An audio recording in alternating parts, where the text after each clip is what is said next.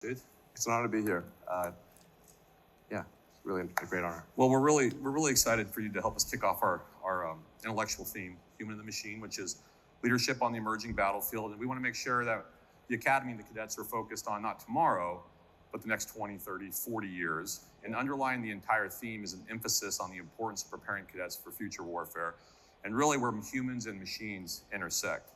And it's as if your background was made for this theme. However, I actually talked to quite a few people, and they really don't know who you are. Yeah. So, Neither do I. yeah. So I thought I should tell people a little bit about your bio. Who am I? Yeah, who are we really? Yeah, you'll make a company that figures it out, sir. All right. So if you don't know, this is ridiculous. Of course you know, but I'm going to do it anyways. Elon Musk, sitting next to me, co-founded and leads X, Tesla, SpaceX, Neuralink. Here's my favorite as an academic, The Boring Company. Oh, that was good. That was good. Come on. Yeah, I started as a joke. Yeah, it did. And now it's real. Well, it's awesome. By the way, you have a new company also, XAI. Yeah. And that's all of them unless you started one this morning I don't know about. I'm not sure, right? But basically what this means is everybody in this room has the opportunity, based on these companies, to drive a futuristic electric truck through a gigantic underground tunnel while using a digital connection in their brain to start a rocket while simultaneously getting updates on Army football. His innovations have revolutionized electric vehicles, batteries, space exploration, advanced human-machine interactions, made information access to information instantaneous, and have started to help integrate AI throughout our daily lives. After the convocation, I'm hoping to have a little bit of time so you can give me some personal tips, because somehow you have founded and lead multiple companies. You're a father to multiple children, and I'm exhausted after 2 hours of coaching one kid's sport. That's Sure. it. So whatever you can do to help me out, I'd appreciate it. So we have cadets and staff and faculty who can speak on multiple disciplinary perspectives that would interest you. Drone swarms, electric batteries, molecular brain science, engineering, psychology, philosophy, law, Chinese language. But that's just the start. I think this one's particularly relevant because we can even cover the intense science of boxing with our world-class Department of Physical Education, just in case, you never know, some random head of state challenges you to a fight.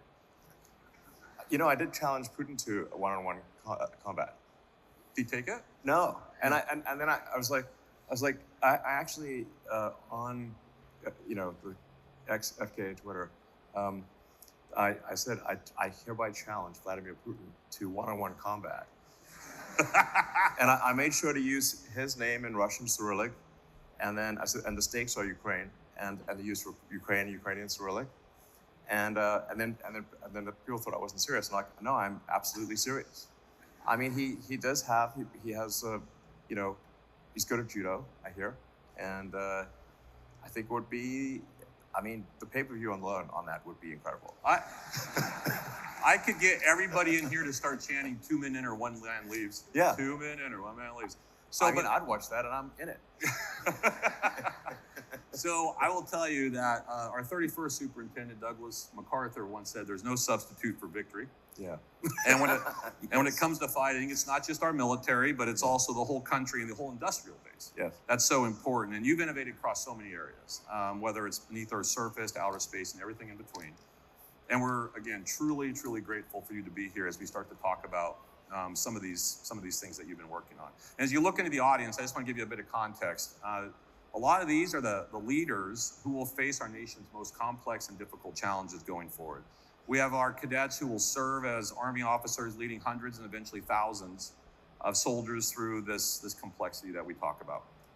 And we also have our faculty and who are preparing them to do just what I just said, lead through these complex situations. And many of our faculty will also re-enter the Army and be required to lead. Thank you for taking the time to help us think deeper and inform us as we start to inform our cadets on how we can be successful, not just fighting, but winning in the contemporary and future battle space. So let me start with this broad question. How do you see warfare transforming in the future?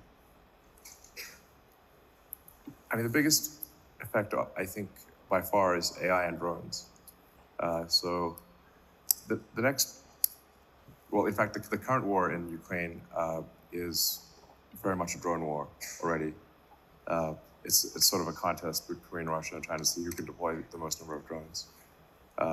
Now, if there's a major power war, it's very much going to be a drone war.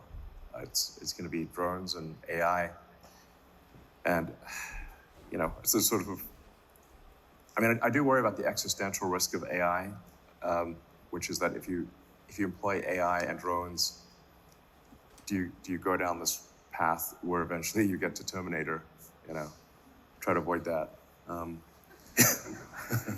That'd be good. That would be good. Yeah. Minimize the Terminator risk. But I mean, essentially, when you're making military drones, you are making Terminators, and when I think you'll somewhat be forced into giving the drone localized AI, because if the AI is far away, it can't control as well as localized AI. So, What do you mean by localized AI? meaning it's autonomous killing machine. Completely autonomous. Well, you give it the okay Yeah. in a particular arena, and it goes. With certain parameters. Yeah, hopefully. Yeah. Do you think our adversaries will have those same type of concerns or limitations? Well, yeah. I mean, it depends on how much existential risk there is in these wars. So if it's a regional war, I think it'll be more tempered. If it goes beyond a regional war, then it's all bets are off. And then you start deploying things that you really wouldn't want to deploy. So hopefully that doesn't happen. But you said it, and I would agree that if you just look at the contemporary conflicts that are taking place, you would agree that machines aren't just disrupting warfare; they're now commonplace. Drones are going to be overwhelmingly the what matters in any between in any powers that have significant technology. It's so. My personal belief is like that it'll actually be, I think, probably too dangerous to have humans at the front. It's drones at the front. It's too dangerous. Drones don't miss. Because of the lethality, though. It's too Yes. dangerous to have humans at the front. Yes, if you've seen some of the computer-controlled sniper rifles, they just don't miss. So you're finding a machine that's gonna aim with micron level accuracy, and never gets tired. So how do you think the United States should be leveraging technology to further our national defense? USAID spent what? Well, I think we probably need to invest in drones. The United States is strong in terms of technology of the items, but the production rate is low. So it's a small number of units, relatively speaking, but with basically, I think there's a production rate issue. Like the rate, if you say like how fast can you make drones? It's like if you say there's a drone conflict, the outcome of that drone conflict will be how many drones does each side have in that particular skirmish times the kill ratio. So if you've got, you can have let's say the United States would have a set of drones that have a high kill ratio, but then the other side has far more drones. If you've got a 2-to-1 kill ratio, the other side has 4 times as many drones, you're still going to lose. Do you think our industrial base can scale to make the volume of drones that you're talking about? I think that's going to be the biggest challenge. That is, it can scale, but it is not currently scaling. Why would that be? I think the procurement is still. I read a lot of military history and actually the thing that I go to sleep with is usually an audio book on military history of one kind or another. So I find the subject very interesting. And one of the things that tends to happen is that countries pretty much are geared up to fight the last war, not the next war. And it's hard to change.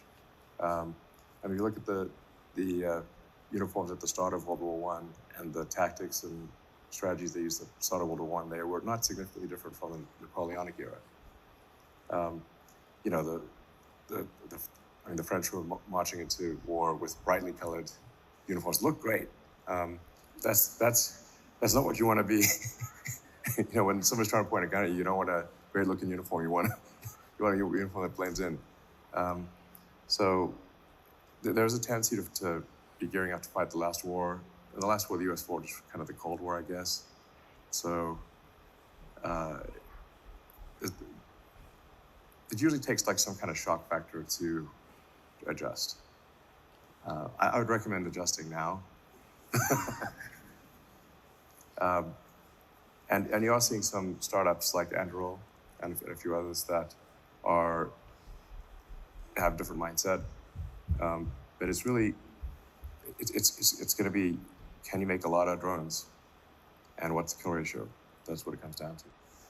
So there was recently a report that said that President Zelensky said by February 2025, there'll be 1 million drones produced by the Ukrainians. So it seems like it's doable, and this might be a process question.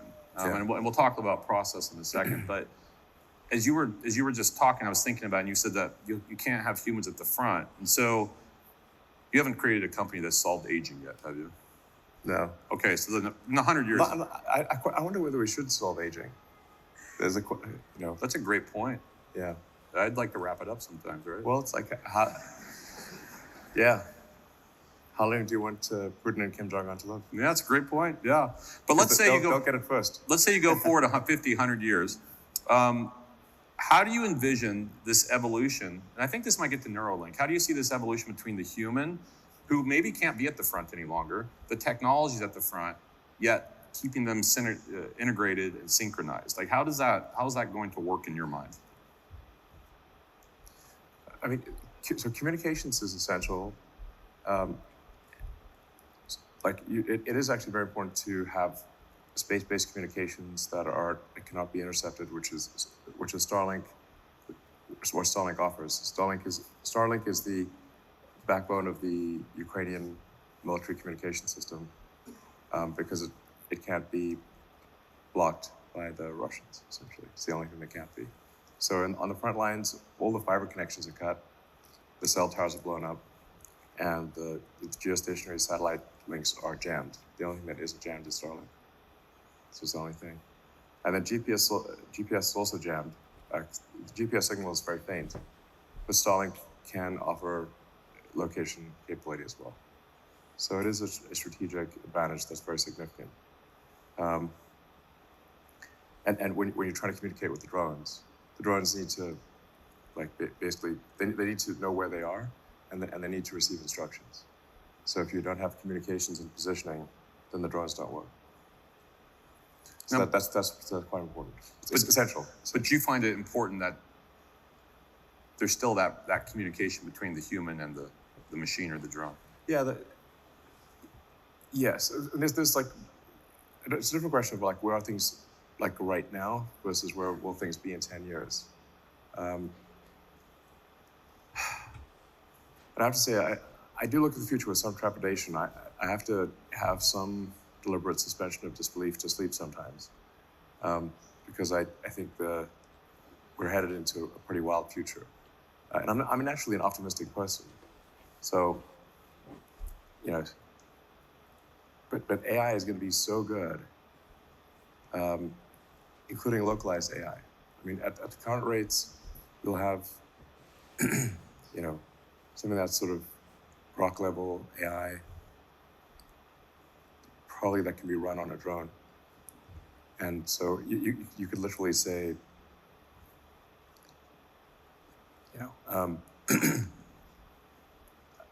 this is the equipment that the drone needs to destroy. Go into that thing, it'll recognize what equipment needs to be destroyed and take it out. It's a lot of your work with Neuralink, though, is because what you're saying is that AI is going to quickly surpass, at least in your estimation, the human's ability to control it. Yeah. Okay. I mean, I'd like to say no, but the answer is yes. So first off, how long until you think that happens? Before the AI has evolved to the point where,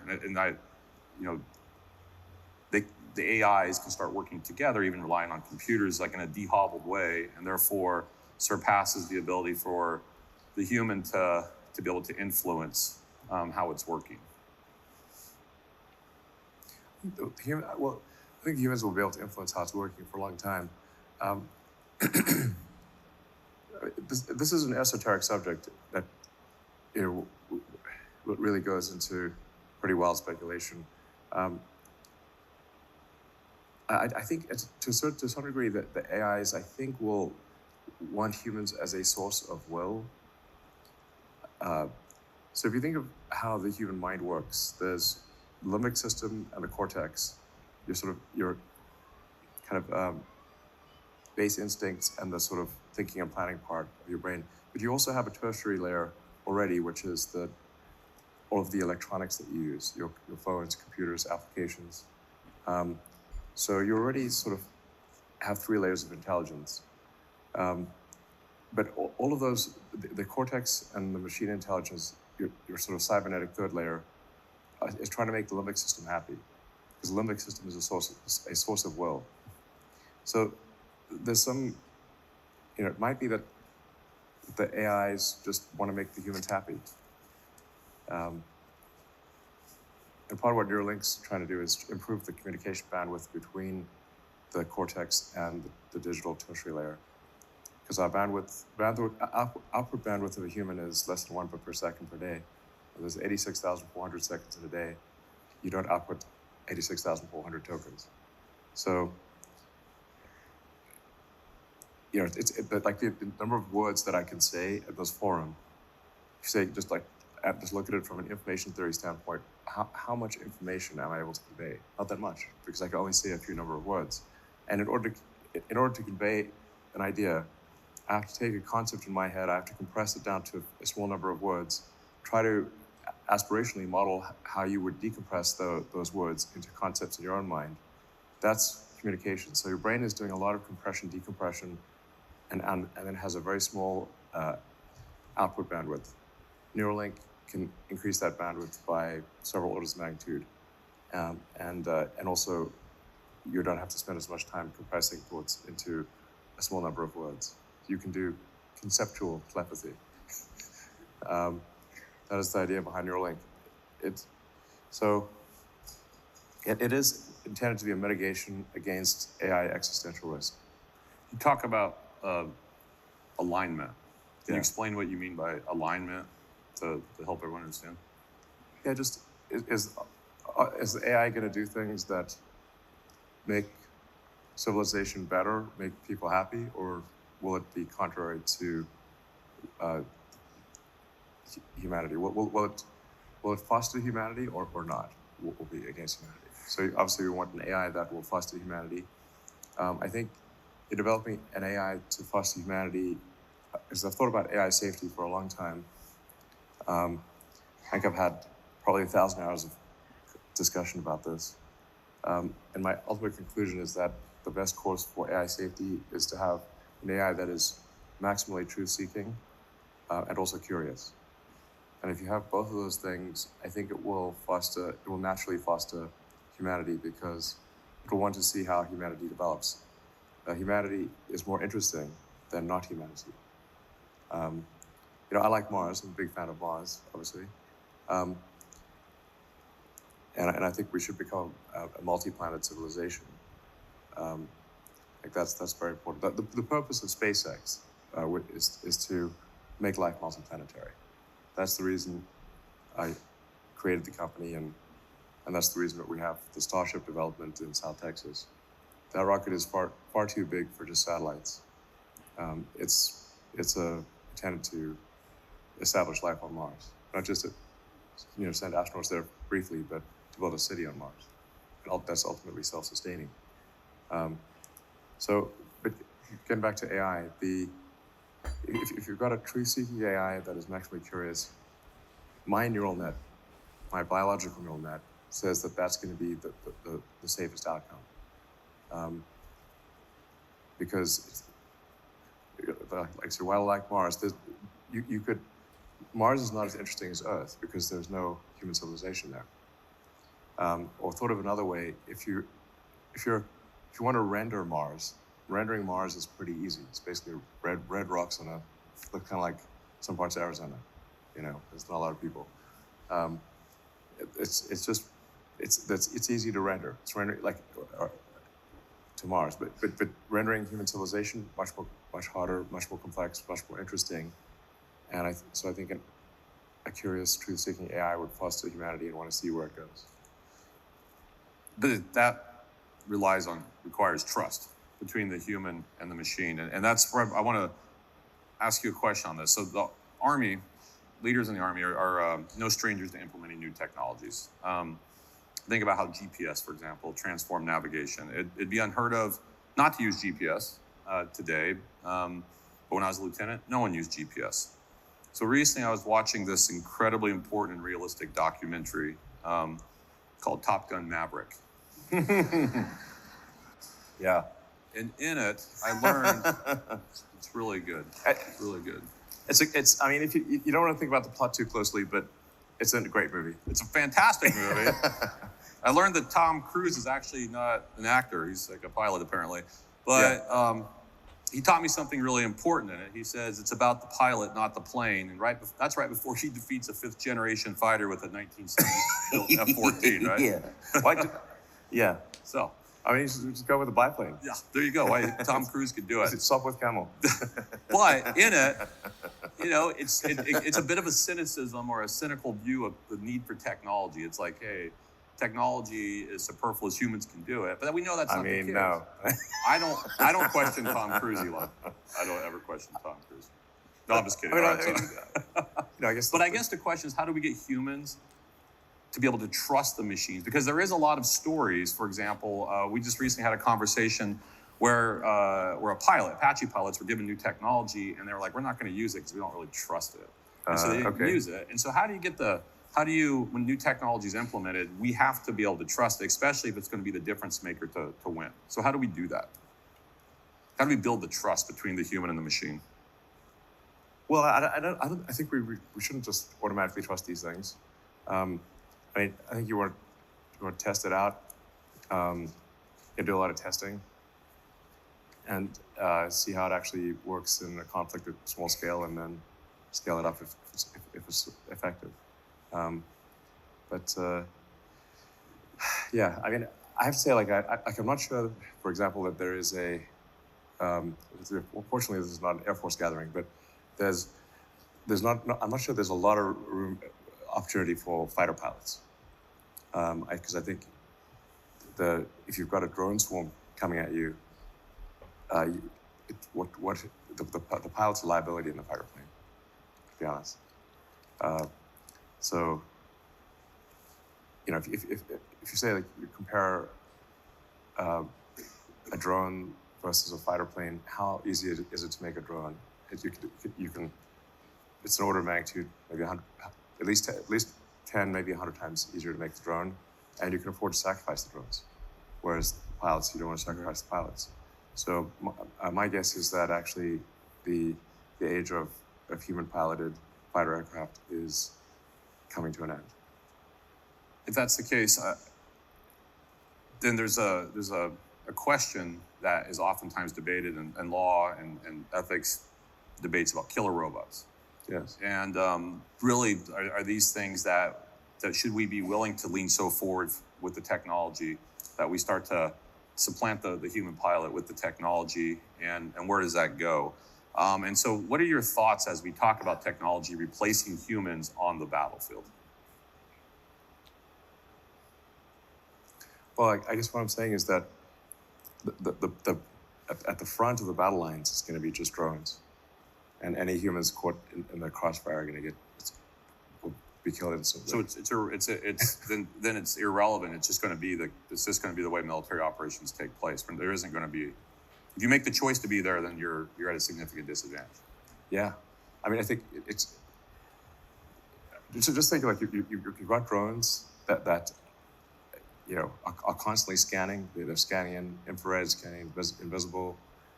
There's thousands of them, or tens of thousands. You mentioned 1 million that Ukraine's going to make.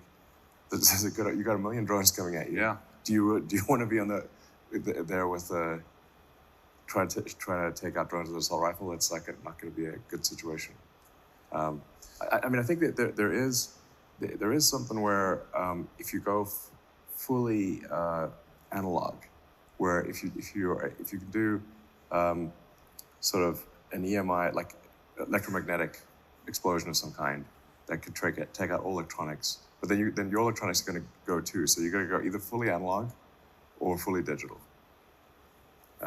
So I think that there actually would be a role for a fighter plane if it was fully analog and had mechanical controls, because then you could do an EMF blast, take out the drones, and the analog.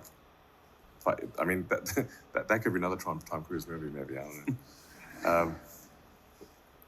don't know. It just goes to a fully analog aircraft, and all the drones fall out of the sky because of an EMF bomb. How do you reply to those in, say, industry that would say, we don't want to contribute to the development of technology that can be used by the Department of Defense? Like, basically, we need to build trust with the industrial base and with society. Right. Maybe something we're doing. How do we do that? Well, I'm very pro-military, so to be clear. It's good. Your audience will like that. Yes.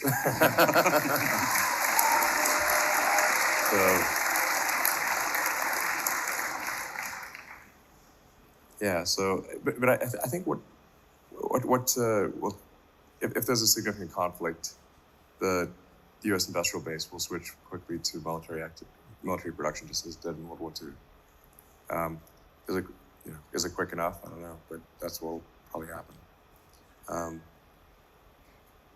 But yeah, AI and drones. That's the future of warfare. And I mean, tell me if I'm missing something here. But where do you see the domain of space? Space. Space is. I mean, space is the ultimate high ground. So it really goes. Space is big, real big. So. If you ever see like Earth to scale with the sun, and it's like, wow, we're just like a tiny little dust mote, floating around space. That's Earth. But space is becoming increasingly militarized, and so how do you see that, especially as it relates to land warfare? Like, what's your thoughts on the space domain as it relates to land warfare, and what are things that we should be doing to start to gain those advantages that are necessary? Yeah. Well, I mentioned the space-based communications is critical. Like, if you can't communicate, you don't know what's going on, you can't receive orders, you can't report information, and whether it's a human or a drone, they need communication. So you've got to have communications, any ground-based communications, like fiber optic cables, and cell phone towers will be destroyed. So it's basically all you've got are basically analog radios, but for any kind of data communications, it's space-based. And then, while GPS has been effective for a long time, GPS jamming at this point is pretty easy, because the GPS signal it's a weak signal, so it's easy to do GPS jamming. So having sort of a next generation system that can provide positioning is going to be very important. Space can also probably offer, the ultimate weapons, where you just have, tungsten cannonballs from orbit. How about offensive weapons in space? Do you see those? That's what I mean by rods from God. Yeah. So if you have they talked about this in the Star Wars program in the 80s, but this is certainly something that can be done, which is you have just kinetic weapons from space or space-based lasers. Starlink system technically does have lasers, but they're low-power lasers for now. Yeah. So let me ask you back to this question about process. So I like military history also. Yeah. I like all disciplines at West Point, by the way. I love all of them. So in 149 BC, there was the Third Punic War is ongoing, and the Roman legions are outside Carthage, and they lay siege to Carthage, and it's not going very well. The proconsuls that are in charge are passive, risk averse, and they're losing. And there's a young guy who's from the famous Scipio line of proconsuls, and it is Scipio Aemilianus, who is the adopted grandson of Scipio Africanus. And so Scipio is the only one who's doing something. And so Cato the elder is sitting in the Senate, and he says this. He says, "He alone still thinks, the others flit about in the shadows." And his basically argument was, I want Scipio in charge. And the problem was Scipio was too young. You had to be 42 to be a proconsul. And so Cato's like, I don't care, he's the right guy. And then what does Scipio do? He goes in and he puts juice into it, he's innovative, and obviously we know how the Third Punic War ends because we know about Rome and not Carthage, right? So what Cato was getting at is this need for innovative and creative and entrepreneurial leaders, right? That's what is necessary. And so processes are only as good as those who lead it. And so what are the traits you look for in those who lead your various businesses and enterprises? Well, I'm very much in technology. So for me, if somebody is going to lead something in technology, they must themselves be good at technology. Meaning that if they're going to lead something that involves complex engineering, they must themselves be good at engineering. They don't necessarily need to be the best engineer on the team, but they need to be very competent in their field. This is incredibly important. To me, if somebody's leading a given engineering field or engineering department and they are not good at that, then that would be like a cavalry captain who can't ride a horse. Problem. Great leader in every way, except can't ride a horse. And then you got to charge into battle, and cavalry captain falls off the horse. It's not inspiring. So, cavalry captain must be able to ride a horse. That's actually they don't need to be the best horse rider, but they must be competent in this regard. Otherwise, they cannot evaluate the talent of the team, and they don't understand the technology that's being developed. This may seem like a simple thing, but it is often the case that this is overlooked. I don't want to pick on the CEO of Boeing, but he's got a degree in accounting or something, which I think that's the key. You want to have like someone who knows how airplanes work, run the airplane company. I guess I have to cross out my job at Boeing CEO. There goes. Yeah. Can't do that. No, but I mean, it's like you want to not be it's just if you're running an airplane company, you should know you should know how airplanes work and how they fly and how to design an airplane. I think that's pretty important. So I think it's vital. But how do you create innovative intuition in those that work for you? I mean, you're famous for trying to gain efficiencies, create better processes, pushing to try to gain those not just efficiencies but effectiveness. So is it possible? Can you build this innovative intuition in a person? Well, I think it is possible to learn to be innovative. A lot of times, for any given thing, you have to say, "Did you try?" This may sound obvious, but actually try. Like if somebody might wonder, well, can I be innovative? Well, have you tried? Just try thinking of interesting ideas. I do find a good source of innovation is if you read about a whole bunch of fields, you can cross-fertilize ideas from one field into another. And so you can synthesize, so you take say, SpaceX and Tesla. The automotive industry is very good at manufacturing. In terms of manufacturing complex machines at volume, the automotive industry is the best. Now the rocket industry, space industry is very good at advanced materials and making things very light. And so taking advanced materials and mass optimization, concepts from the space industry, applying it to automotive, and taking automotive mass manufacturing techniques and applying it to space was kind of like a superpower. But that's interesting because when you think about it, when you're talking about innovating though, and you said people can try, that means you have to be willing to let them fail. Yes. And so where do you draw the line between recklessness and being overly cautious? No, if you're not failing at least some of the time, you're not trying hard enough. You have to fail some of the time. So, it's more like a batting average. Somebody should have a good batting average, but nobody bats 1,000. But if somebody bats 0 all the time, I mean, okay, you've got to take them off. So I think I do have this sort of very simple first principles algorithm that I think could be quite helpful. And I sort of say it as a mantra to myself because I've made this mistake so many times. So the first element is for any given thing, make the requirements less dumb. So whatever problem you solve, make the requirements less dumb. And whoever gave you those requirements, even if they are the smartest person in the world, they're still dumb. So if say this is where say military procurement, it goes wrong right at the outset with excess requirements.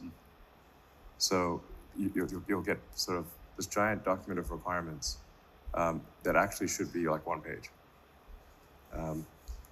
So step 1, make the requirements, simplify and just make the requirements less dumb. Because if you don't do that as the first step, then you can get the right answer, but to the wrong question. If the question's wrong, it doesn't matter. So then the step 2 is delete the part or process step. Delete. And if you're not putting in, if you're not adding back 10% of what you deleted, you haven't deleted enough. This again, the stuff sounds, I think, maybe very obvious, but it's very effective. But it goes to the ideas like if some of the ideas that you're doing don't fail, you're not trying hard enough. And then only the third step is to optimize the thing. And if I say what's one of the mistakes that I see smart people making all the time, especially smart engineers, is optimizing a thing that should not exist. Sounds obvious. Like you could try to let's have the world's best biplane, cloth biplane. I'm like, well, actually, no, we should have jet airplanes instead. So we should not optimize a thing that should not exist. And then step 4 is go faster. Again, this sounds really obvious, but people just don't. Try going faster. And the first step would be to automate something. But only automate it once you've done those other 4 things. Now, the reason I have this mantra is because I've personally, many times, automated something, sped it up, optimized it, and then deleted it. And I'm like, wait, I'm tired of going backwards here. Yeah. So if you run that simple algorithm in many arenas of life, you will be shocked at how effective it is. So shockingly, we are already running out of time. So let me ask you this. If you could choose one attribute, just one attribute that'd be critical for our future officers to have to be successful, what would it be? Curiosity. As long as you're not a cat. But curiosity. Try to read as much as possible, learn as much as possible, and in many different fields. And apply critical thinking to anything that you're told. Thank you. So I'd like to say on behalf of Lieutenant General Gillen and the entire Academy, we're really thankful that you're here. We're really thankful you took the time to help us celebrate the excellence of the faculty and the cadets, and really sharing some wisdom with us, because we're really thinking about what do we need to do to be successful because we have Yeah. a very important mission, which is a no-fail mission, which is we have to fight and win, and we're laser focused on that. Yeah. Well, I mean, in my view, or I think probably a lot of people's views, you know, America is like Atlas holding up the free world, and you are the arms of Atlas. Thank you, Mr. Musk.